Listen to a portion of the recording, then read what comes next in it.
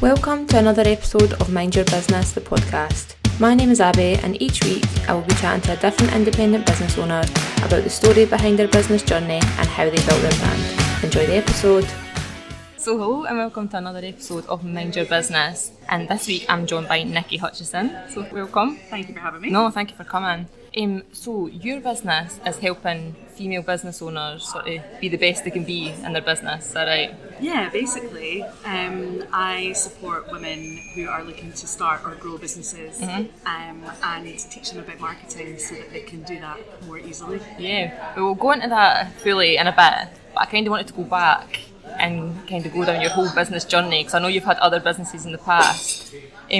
So what kind of started you to be your own boss? How did that happen? So basically I needed a bit more flexibility after having my second child. So I spent most of my career working as a strategic planner within ad agencies. Right.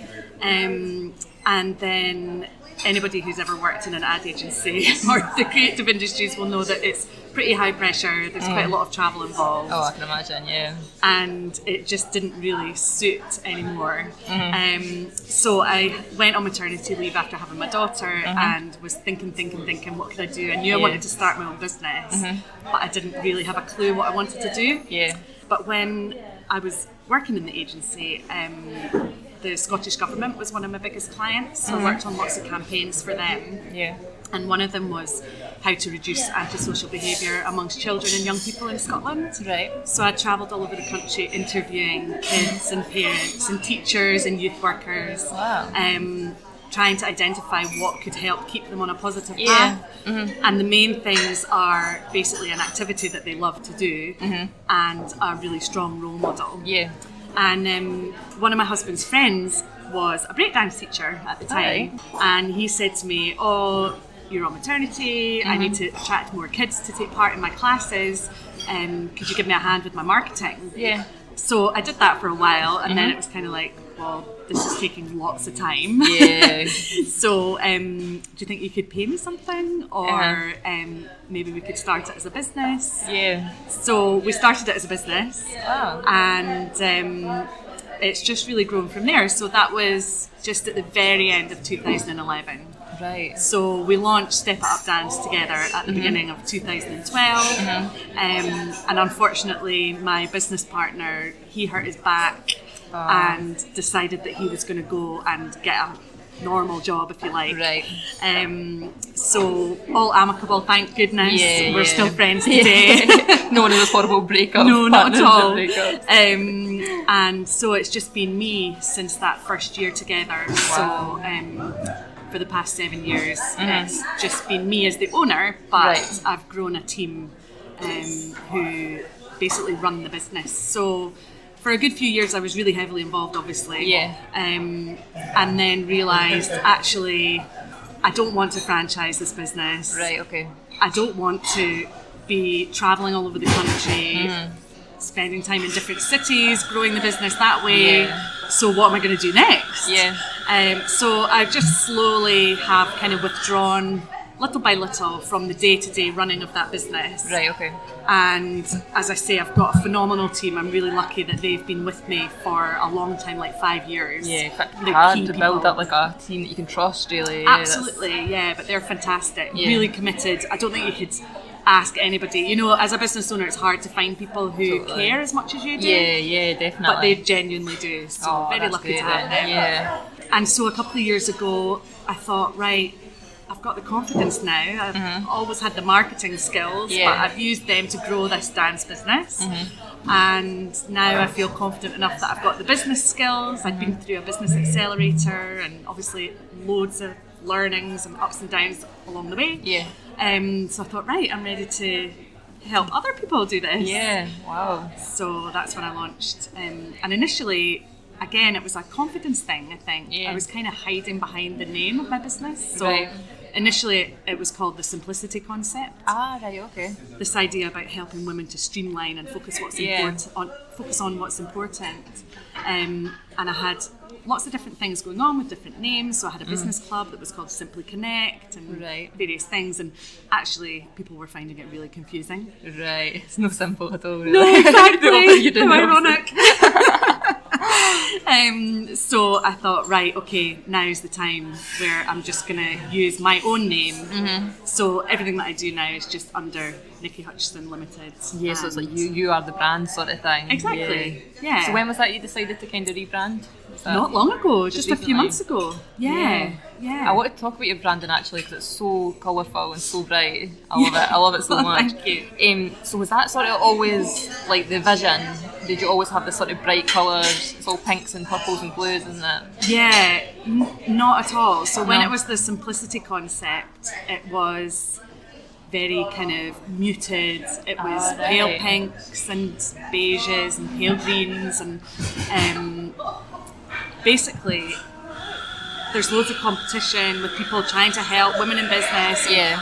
I didn't really have that confidence. I hadn't proven myself at that point. Right. So I kind of thought, I need to be like them. Yeah. And then the more that I've worked with clients and the more that I've kind of learned about myself, as you do, running a business, totally. total journey. That's always, you always learn that. Yeah.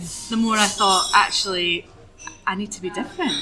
This is what I teach my clients. Why am I not doing it for myself? Yeah, it shouldn't be blending in. Totally. So it was at that point where I thought, right, I want to be loud and proud and bright.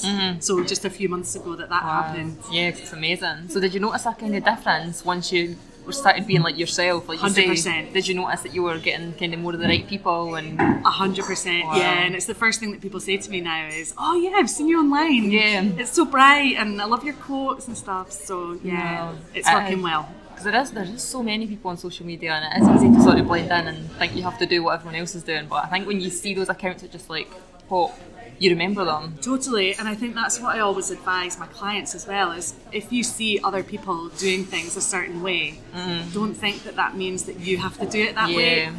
Absolutely the opposite. That means that there's probably a really good reason for you to embrace yourself and lean into what makes you different and go for it in that direction. Totally. No, I think that's amazing. So, yeah, you obviously you work with business women and you have so many kind of different areas to your business.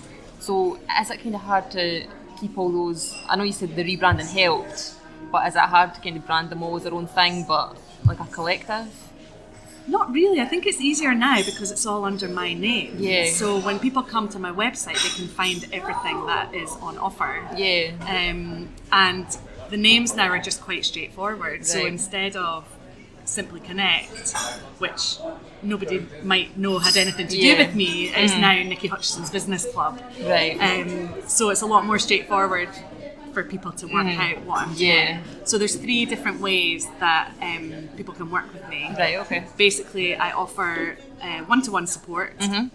And so that's helping you dive into your marketing strategy, looking at what's working, what's not, where you want to be, how you're going to get there, how you can use marketing.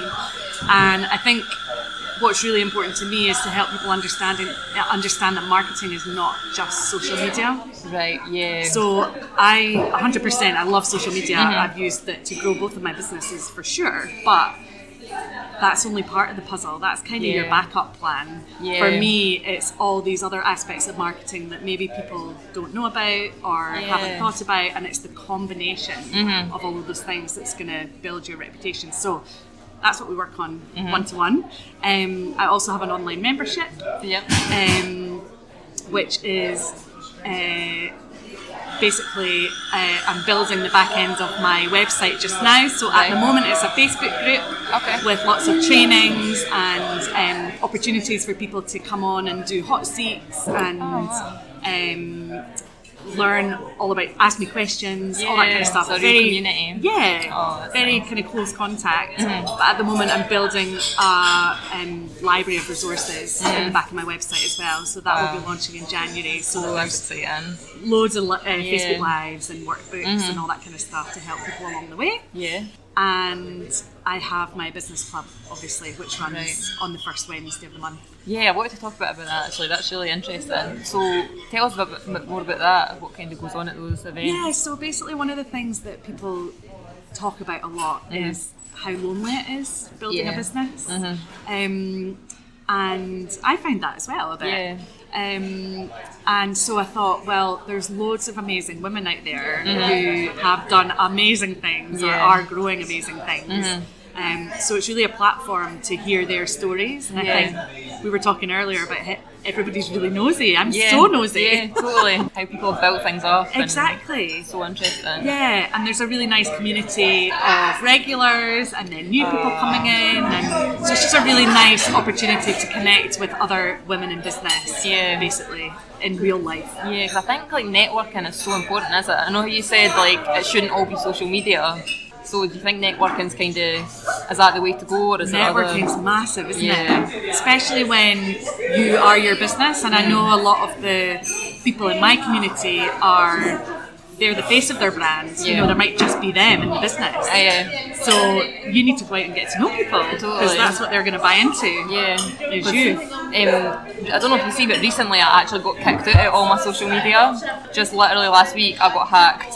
Kicked out of everything. Wow. And now that I got the Instagrams back after a day, but that has like put the fear into me. Yeah. So now I'm like, my thing for the end of this year is to get more offline. Yeah, amazing. Because I'm really kind of terrified that you can't can't it's happening trust a it. lot, and nobody's safe. You know, it happened to a really big influencer in my industry recently. Really? Yeah, she got blocked out of Facebook a couple of times, and that's the thing about social media. You are not in control. No. So I always talk about your own website and your own mailing list. Those are yours. That's your real estate. Totally. Social media is like your rented land. You're there by permission of whoever owns that platform. That's increasingly Facebook. I know, they've got everything. You can't get away from them. Yeah, but you have to have a backup plan. Otherwise... Because I'm so guilty. I've kind of started the mailing list, and I've got some people, but I don't do as much as I should. But this has like put the fear into me now. I bet. Because it was just one day. 1 minute it was fine, next minute I was at both my Instagrams, both my Facebook, personal Facebook, everything. So how did you manage to get it back? Instagram I think are better, because I sent them about 50. You have to, it's not even like you get to email them, it's just like a kind of form you have to fill in, and I sent in about 50, like getting more and more desperate. Literally every message was like more and more desperate. And I finally got those back. But Facebook, you appeal it, and I got an email saying, nope, sorry, it's been deleted permanently. Gone.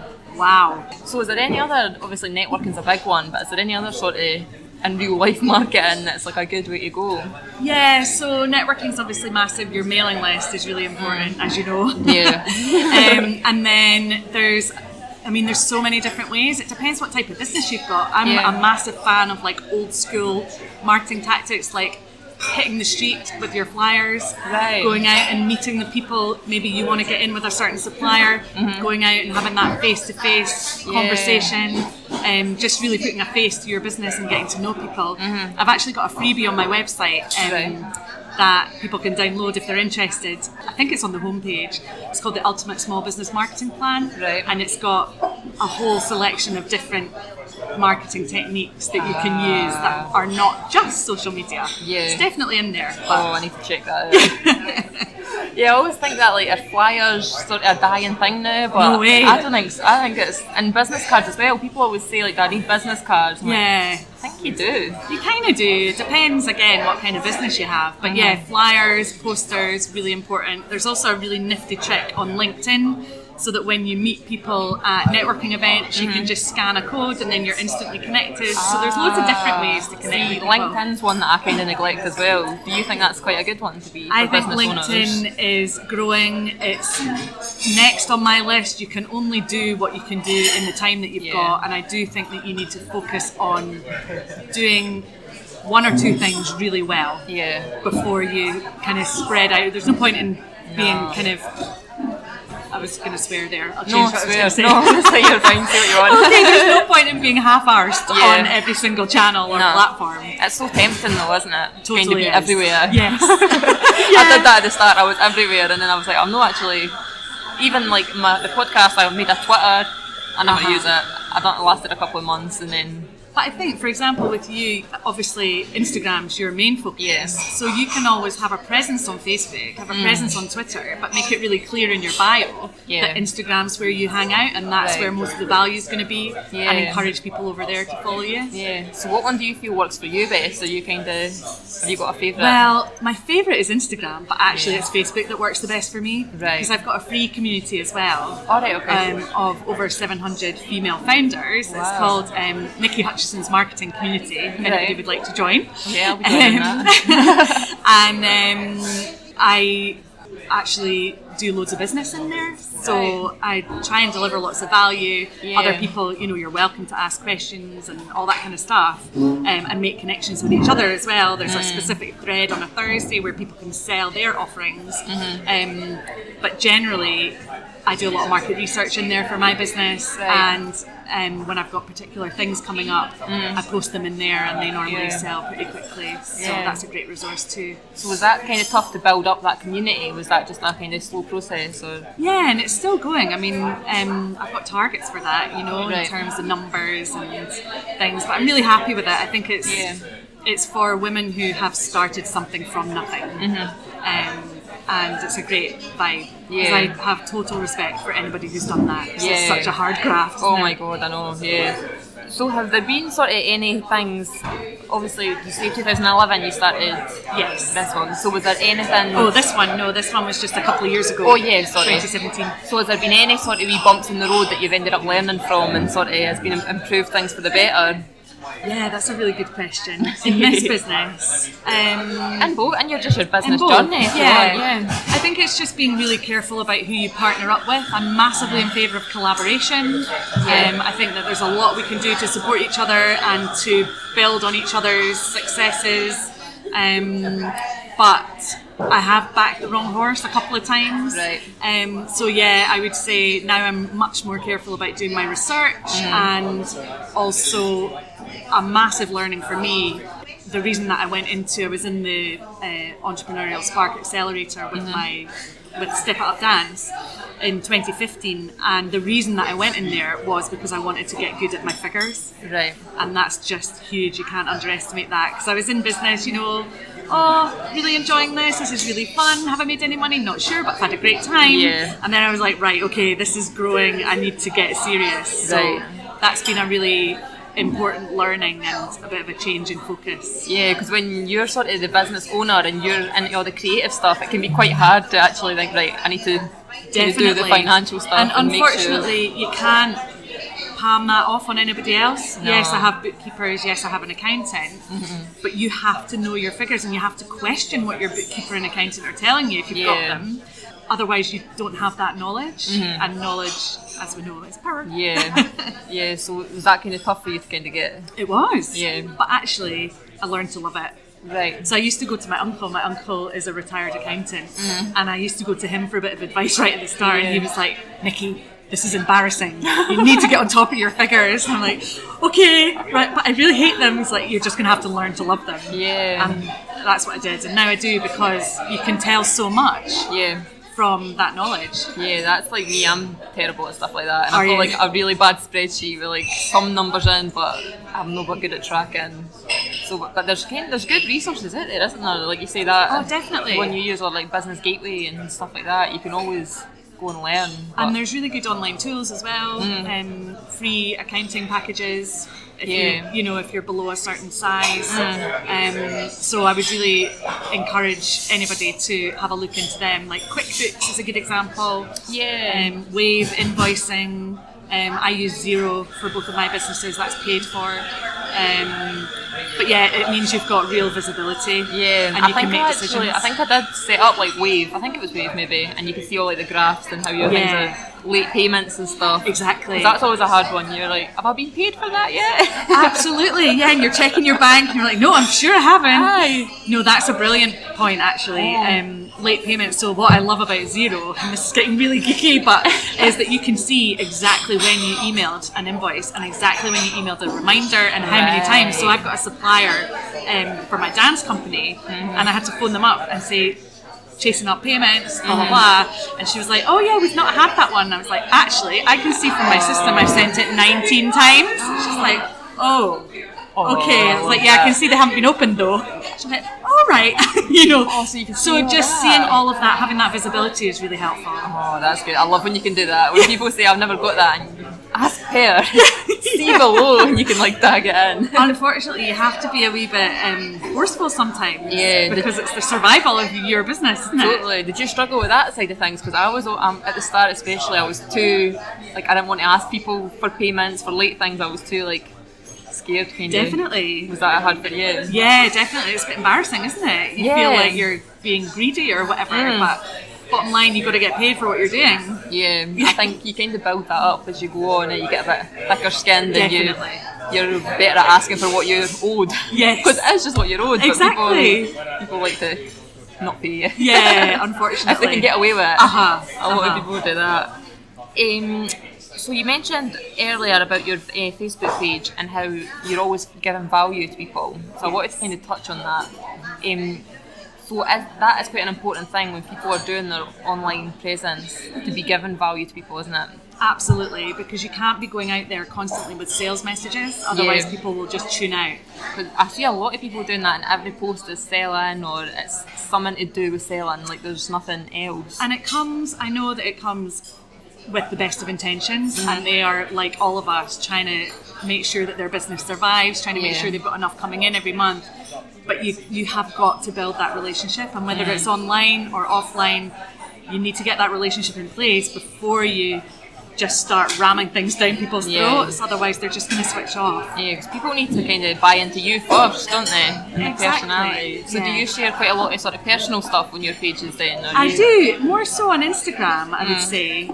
So for example, I shared all of the reasons behind my rebrand, the fact that it was a lack of confidence that meant I hadn't done it before now. I also shared I want to live in Ibiza, basically. Anybody who knows me knows how obsessed I am. That's a dream. Yeah, I've been going for years.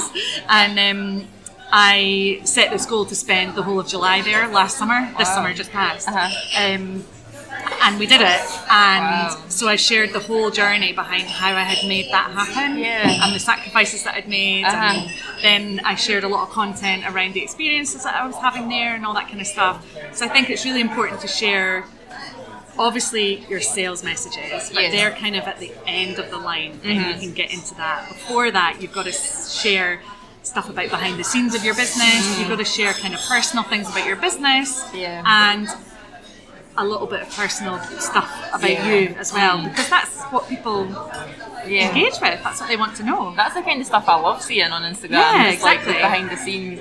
I'm always saying that to my social media clients, like you've got to do the behind the scenes stuff, and they're always like, nobody wants to. I don't want to. I'm like, no, everything you do, film it. Like if you're like, I've got one who's like a fruit and veg delivery service. I'm like, when you go to the market, film it. Like, have you there, take people around, and they're like, oh no. Because how authentic is that? Then people can see that you're genuinely bringing them organic fruit and veg, and you're not just buying it in the supermarket and repackaging it or whatever. And see, when you put those posts up, the interactions are crazy. Exactly. Compared to like the normal, just like buy this. Yes, just letting people in. Totally. But I think I think they're starting to see it because now they're opening a shop.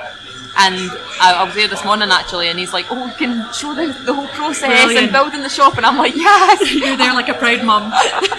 I've like got them to come round. Excellent. But it's so important, isn't it? It's really important, but it is. I get it. It's hard. People feel maybe they want to keep things private. And I'm not saying share everything. I think a lot of the time you think it's not interesting, but everyone else thinks it's interesting. Exactly. I think that's a big one. Yeah, for sure. No, that's amazing. Yeah, so obviously you work with a lot of women in your job. Yes. So is there anything that sort of you see coming up a lot that's holding people back and stopping them from fulfilling their potential? There's a lot of imposter syndrome. Yeah. There's a lot of concern around competition and carving out your own niche. That comes up a lot. Just feeling like they're no good at marketing. Yeah. Which I totally get. If you've not had that opportunity to develop your marketing skills, I totally get it, but it's absolutely possible to learn. And I think that whole, we touched on it briefly, but that whole journey of developing as a person when you're growing a business as well is really, really important. But imposter syndrome, I don't know if it's an age thing. Like, I'm 40 now. I just don't really care anymore. Do you know what I mean? Do you never get that? I used to be so nervous, public speaking and... Oh, see that? Oh my god, that put like a chill through me.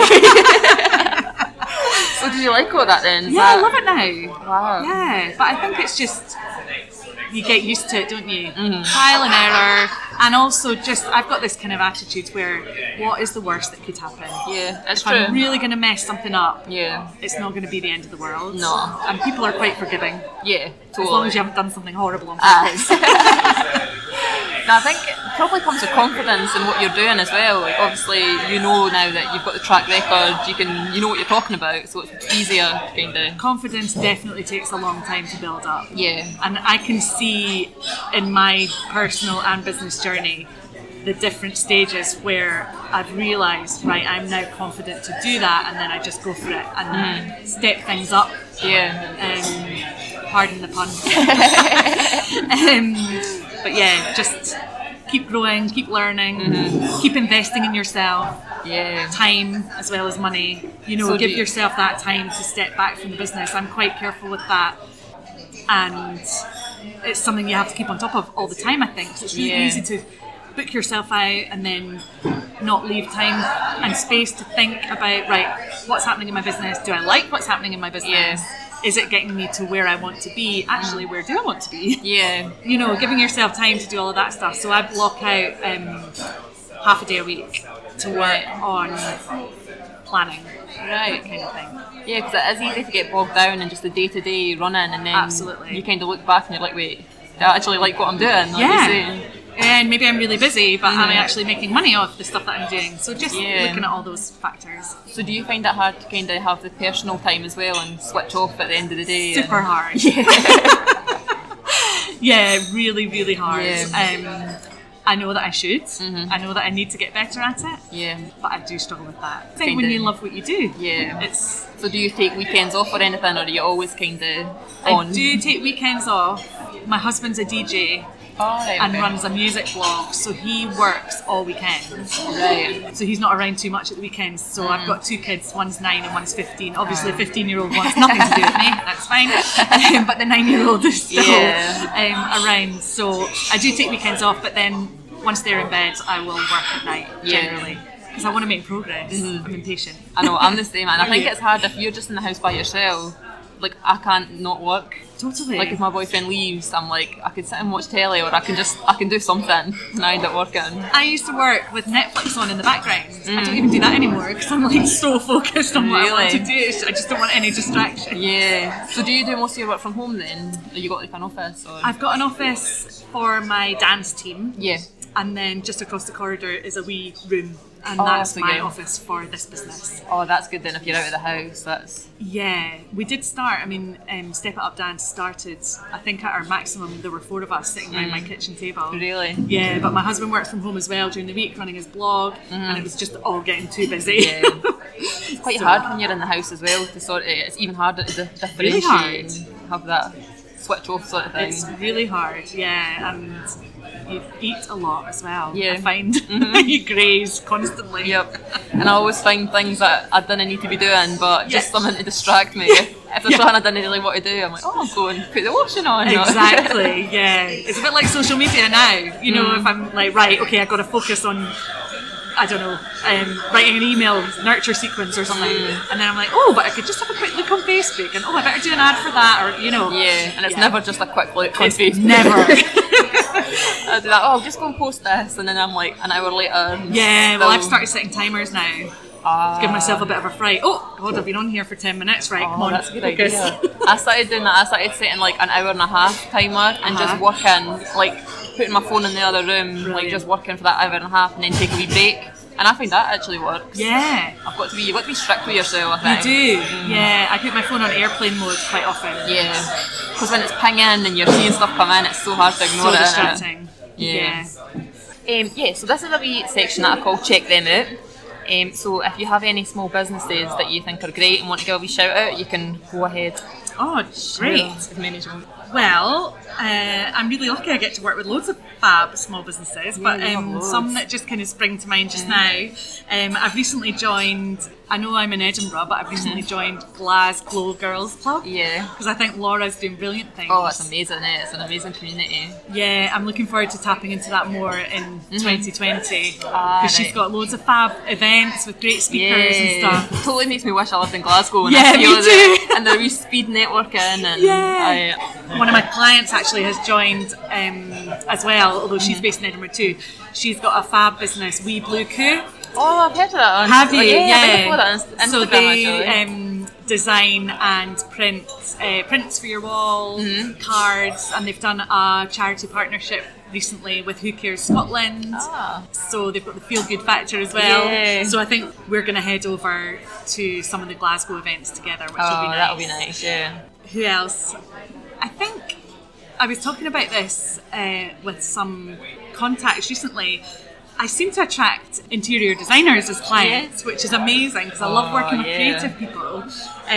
So I've got Renee Turner and Carrie Cotton and Lisa May Interiors. They're all based in Edinburgh, all running different interior design businesses, but all doing really well. Yeah. So and it's nice when some of your clients become friends as well. Yes, it's really lovely. Yeah, that is nice.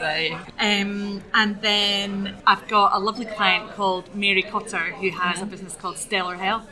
Right. And she's all about teaching people about, she's a nutritionist and she runs gut health workshops and packages too. And she really helps people to feel a lot better. So I think she's doing great things. Very creative as well. Yeah. So it's all, I don't know about you, but I find the creative businesses much more exciting when you're kind of...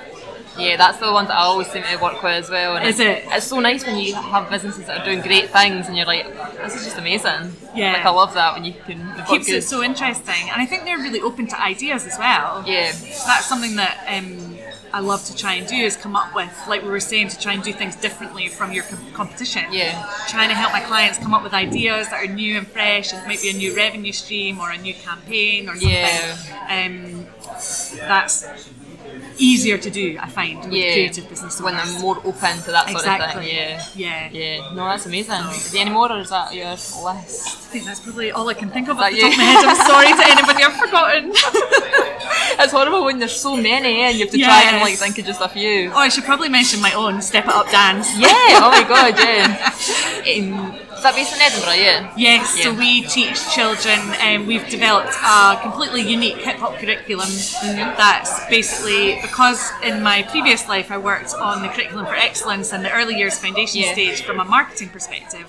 Then when I started this business, we took those documents and basically broke them down and then built them back up from a hip-hop perspective. Right, wow. So the kids really do get an educational class, but it's obviously fully active.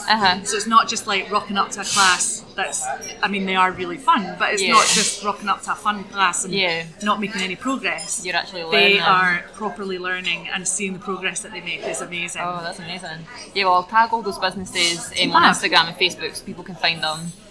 So the last thing is for you to plug yourself. So where can we find you online? Have you got anything going on? Events? Anything? So my website is nikihutchison.com, and it's Niki with 1K. And Hutchison the Scottish way.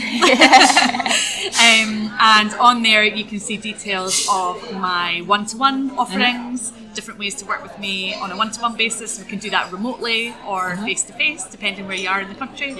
And it's got, on the events page, it's got all the details of my business club, and I also run kind of training sessions. So I've got one ticket left, depending when this airs. I've got one ticket left for my guided content creation workshop in Edinburgh on Friday the 13th of December. Right, well that sounds good. So it'd be lovely to see a listener there. Yeah, so grab that quickly, 'cause that'll go quick.